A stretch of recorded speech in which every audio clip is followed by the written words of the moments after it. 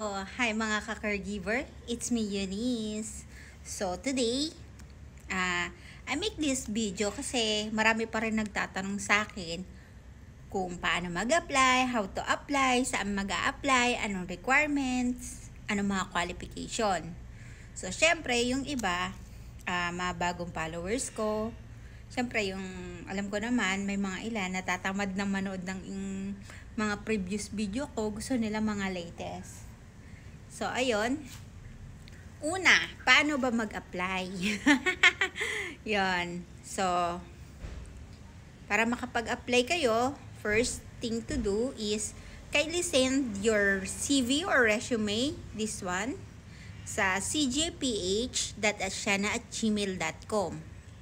Diyan kayo magsisend. Sa mga nandito sa Singapore na gustong mag-apply na nag-aral ng healthcare or caregiving, hindi sila nagtatanggap ng walk-in kailangan mag-send din muna kayo ng CV or resume ninyo dito sa email na to.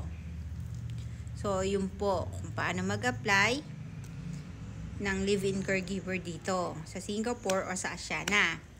Tapos, kailangan, bago kayo mag-send ng CV or resume, kailangan alam nyo muna yung qualification at requirements nila. Siyempre, hindi naman kayo pwedeng basa-basa magsisend na lang na hindi nyo namimit yung kanilang requirements or qualification.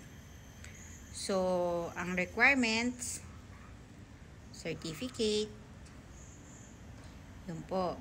So, kung nag-aral kayo ng caregiving, healthcare assistant, or nursing aid, pwede po kayo mag-apply. Pero dapat may experience kayo. 6 months paid work experience. Pag walang certificate pero may experience, hindi po pwede mag-apply. Pag may certificate, pag may experience pero walang certificate, di rin po kayo pwede mag-apply. So, kailangan dalawa yun May certificate at may experience. Then, ang age limit po nila sa first timer at ex abroad is 27 to 42 years old. Yun po ang age limit nila. So, ulitin ko po. Gusto mag-apply, kindly send your resume cjph.asiana@gmail.com. So, yun po Yun po yun. Sa mga bagong followers ko at sa magpapalo pa na gusto mag-apply, diyan po kayo. So, yun lang po. Ingat kayo and God bless.